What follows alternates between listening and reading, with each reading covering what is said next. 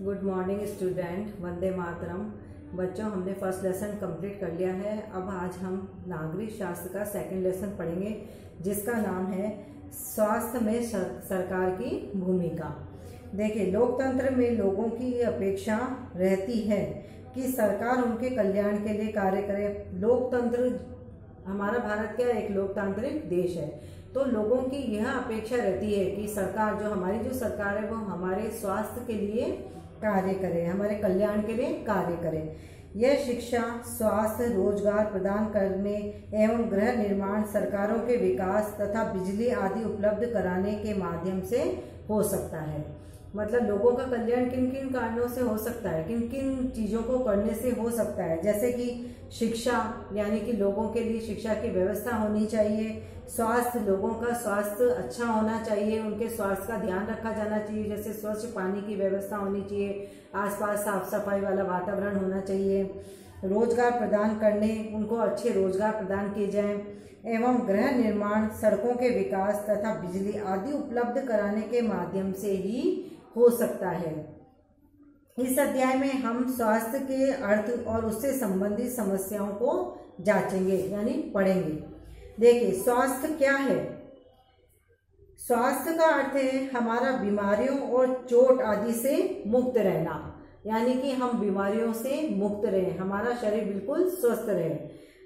लेकिन स्वास्थ्य केवल बीमारियों से ही संबंधित नहीं होता है। स्वास्थ्य केवल बीमारियों से ही संबंधित नहीं होता, ये नहीं कि केवल हम बीमार नहीं हो तो हम स्वस्थ हैं। इसके लिए क्या है, बीमारियों के अलावा हमारे लिए उन कारणों पर भी विचार करना आवश्यक है जो हमारे स्वास्थ्य पर प्रभाव डालते हैं। उदाहरण के लिए, यदि लोगों को पीने का स्वच्छ पानी और प्रदूषण मुक्त वातावरण मिले तो वह सामान्यतः स्वस्थ रहेंगे। अगर व्यक्तियों को स्वच्छ पानी मिले, छाना हुआ अच्छा स्वच्छ पानी मिले और प्रदूषण मुक्त वातावरण मिले तो वह अपना आप ही स्वच्छ रहेंगे। तथा दूसरी ओर, यदि लोगों को भरपेट भोजन न मिले या उन्हें घुटन भरी अवस्था में रहना पड़े तो उनके बीमार पड़ने की संभावना अधिक होती है। अगर लोग भूखे रहेंगे या स्वस्थ भोजन उनको नहीं मिलेगा तो लोग वैसे भी बीमार रहेंगे। हम सबको तनाव मुक्त और प्रसन्न रहना चाहिए। हमारे जीवन के ये सभी पहलू स्वास्थ्य के हिस्से हैं। हमें हमेशा चिंता मुक्त रहना चाहिए, हंसमुख रहना चाहिए, स्वस्थ रहना चाहिए, क्योंकि ये भी हमारे एक स्वास्थ्य का पहलू है, इम्पोर्टेंट भाग है हमारे स्वास्थ्य का। अगर हम चिंता मुक्त नहीं होंगे तो हम सोचते रहेंगे तो हम घुटन भरी जिंदगी व्यतीत करेंगे तो हम वैसे बीमार हो जाएंगे। इसलिए हम सबको तनाव मुक्त और प्रसन्न रहना चाहिए। हमारे जीवन के ये सभी स्वस्थ रहने के हिस्से हैं। देखिए, भारत में स्वास्थ्य सेवाएं, भारत में कौन कौन सी स्वास्थ्य सेवाएं हैं? आइए हम भारत के स्वास्थ्य सेवाओं के कुछ पहलुओं का परीक्षण करें। यहाँ दी गई तालिका के प्रथम एवं द्वितीय स्तंभों में दिखाई गई स्थितियों की तुलना कीजिए। ये देखिए, दो पहलू दिए गए हैं, यहाँ पे दो तालिकाएं दी गई हैं, पहली और दूसरी। इसके अंदर इनकी तुलना की गई है, जिसके बारे में हम पढ़ेंगे। देखो, संसार भर में भारत में सर्वाधिक चिकित्सा महाविद्यालय हैं। संसार भर में भारत में सर्वाधिक, यानी कि भारत में सबसे अधिक चिकित्सा महाविद्यालय हैं और यहाँ सबसे अधिक डॉक्टर तैयार किए जाते हैं। सबसे अधिक डॉक्टर भारत में ही तैयार किए जाते हैं। लगभग हर वर्ष 30,000 से अधिक नए डॉक्टर योग्यता प्राप्त करते हैं।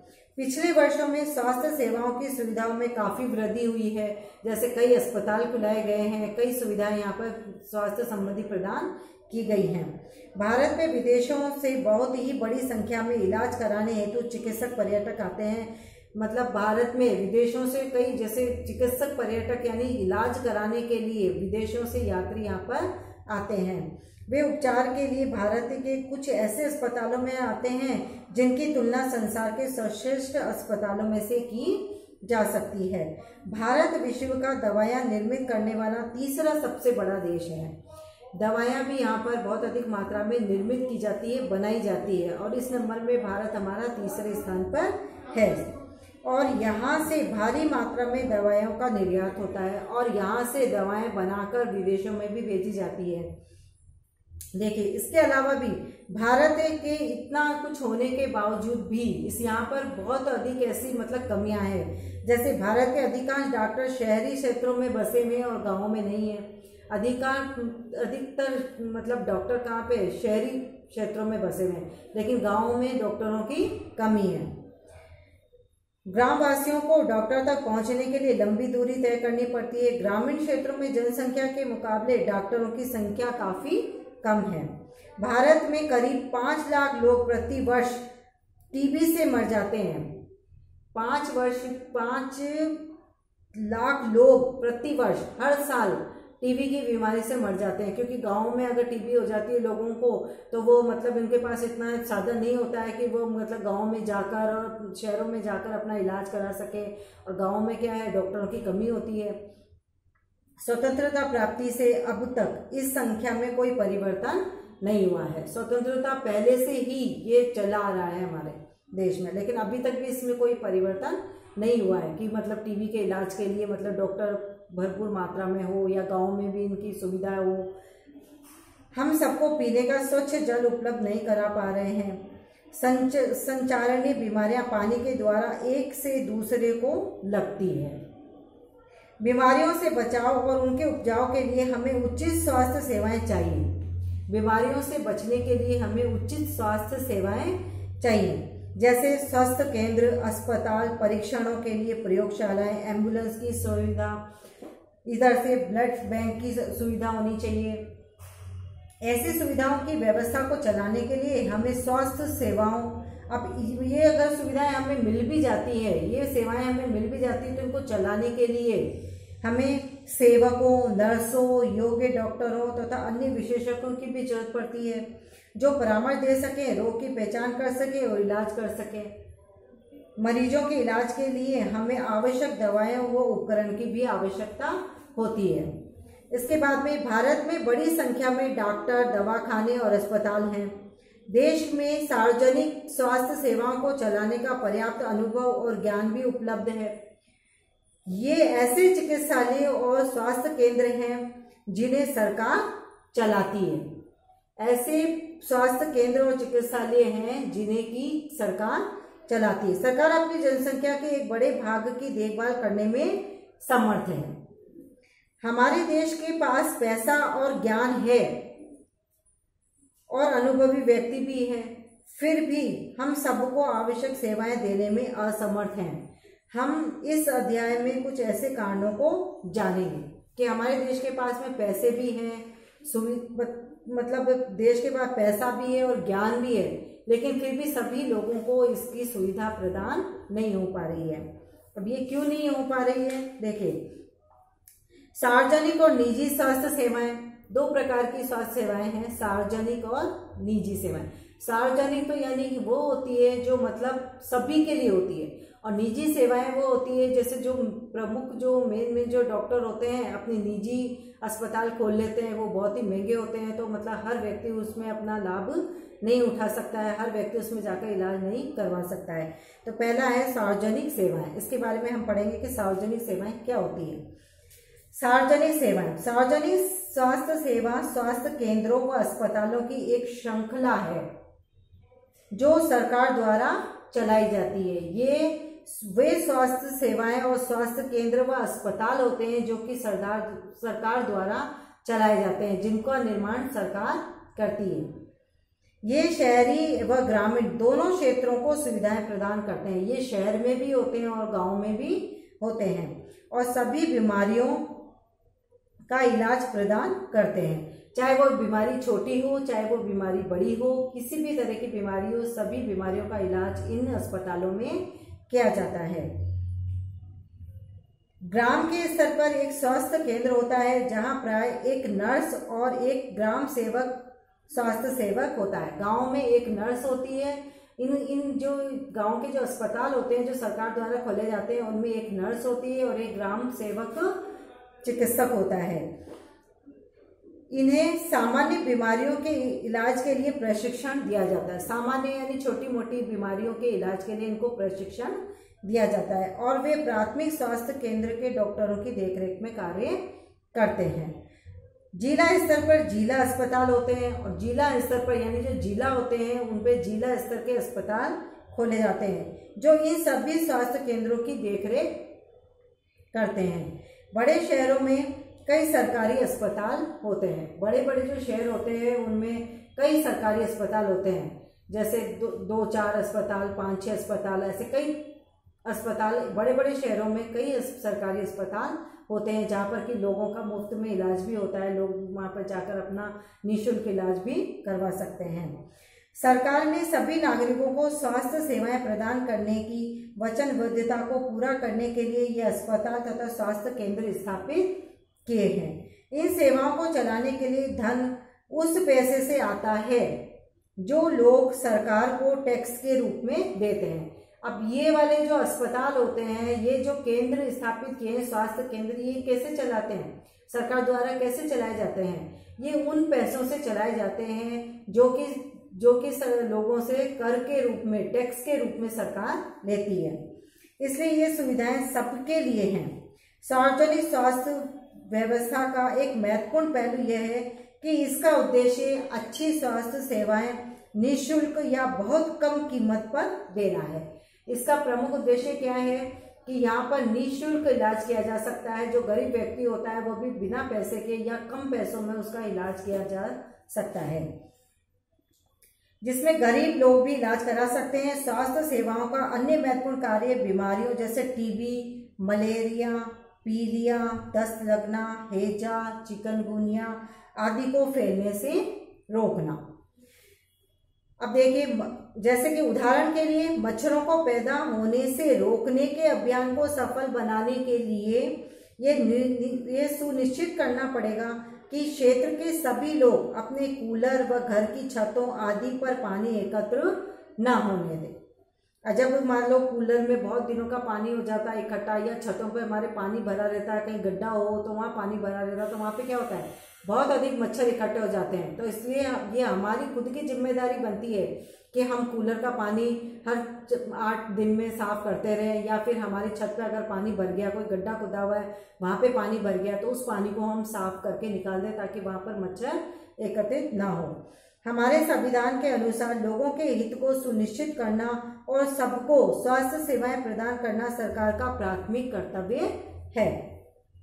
अब देखिए, निजी स्वास्थ्य सेवाएं, सार्वजनिक स्वास्थ्य सेवाएं तो आपको समझ में आ गई। अब हम निजी स्वास्थ्य सेवाओं के बारे में पढ़ेंगे। हमारे देश में कई तरह की निजी स्वास्थ्य सेवाएं पाई जाती हैं। बड़ी संख्या में डॉक्टर अपने निजी दवाखाने चलाते हैं। बड़ी संख्या में जैसे बड़े बड़े जो डॉक्टर होते हैं वो क्या करते हैं, मतलब अपना अलग हॉस्पिटल खोल देते हैं, अपना अलग चिकित्सालय खोल देते हैं।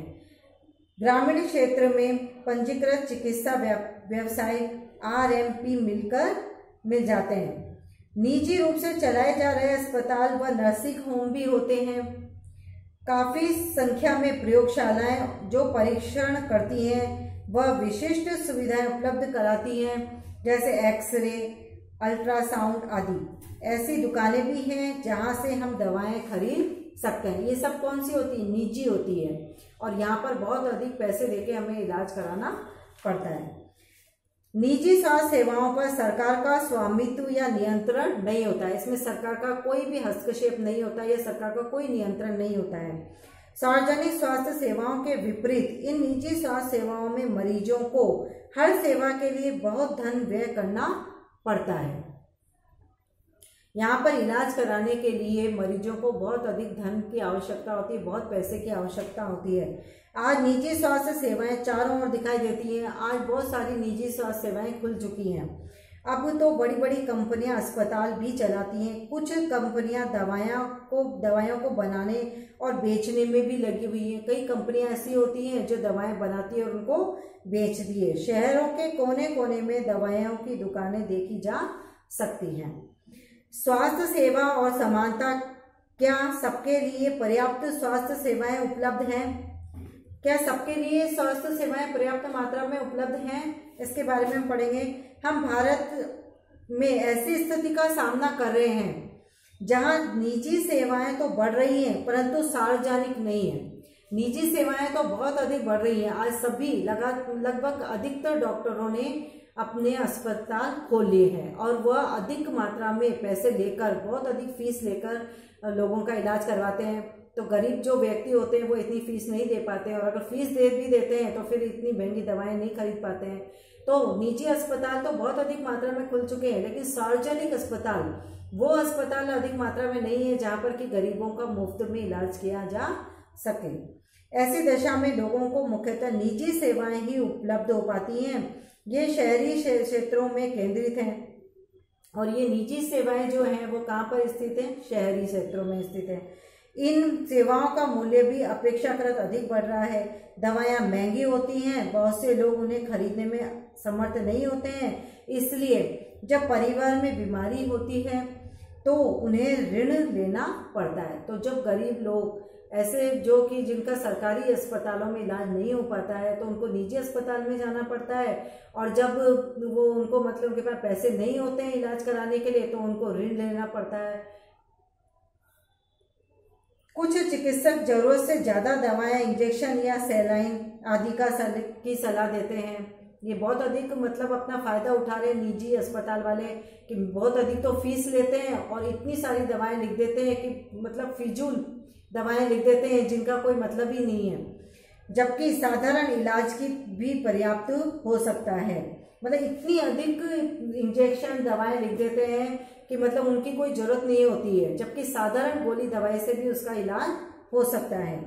तथ्य यह है कि जनसंख्या के 20% लोग ही बीमारी के दौरान अपने आवश्यक दवाइयों को खरीदने में सक्षम होते हैं। हर कोई व्यक्ति इन गोली दवाइयों को खरीदने में सक्षम नहीं हो सकता है। केवल 20% लोग ही बीमारी के दौरान इन दवाइयों को, महंगी दवाइयों को खरीदने में सक्षम होते हैं। एक अध्ययन में यह पाया गया कि जो लोग अस्पताल में किसी बीमारी या चोट लगने के कारण भर्ती होते हैं उनमें से 40% लोग खर्चों का भुगतान करने के लिए पैसे उधार लेते हैं या अपनी कुछ संपत्ति बेच देते हैं। जिनके पास पैसा नहीं होता है तो वो पैसा या तो उधार लेते हैं या अपनी संपत्ति को बेचते हैं और फिर इलाज करवाते हैं।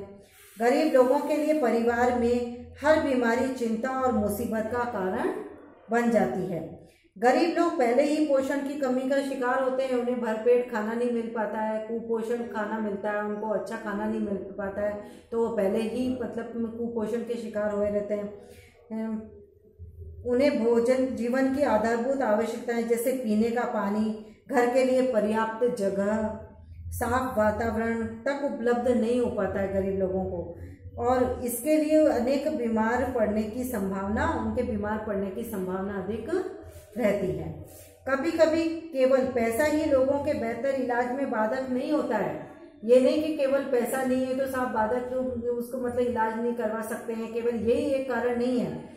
उदाहरण के लिए महिलाओं को तुरंत इलाज के लिए डॉक्टरों के पास नहीं ले जाया जाता है। ये भी एक कारण है कि महिलाएं बहुत दिनों तक घर में ही बीमार पड़ी हुई है, उनका घर में इलाज होता रहता है और उनको बहुत दिनों तक इलाज के लिए डॉक्टर के पास नहीं ले जाते हैं। फिर वो जब ज़्यादा बीमार हो जाती हैं तब उनको इलाज के लिए डॉक्टर के पास लेके भागते हैं।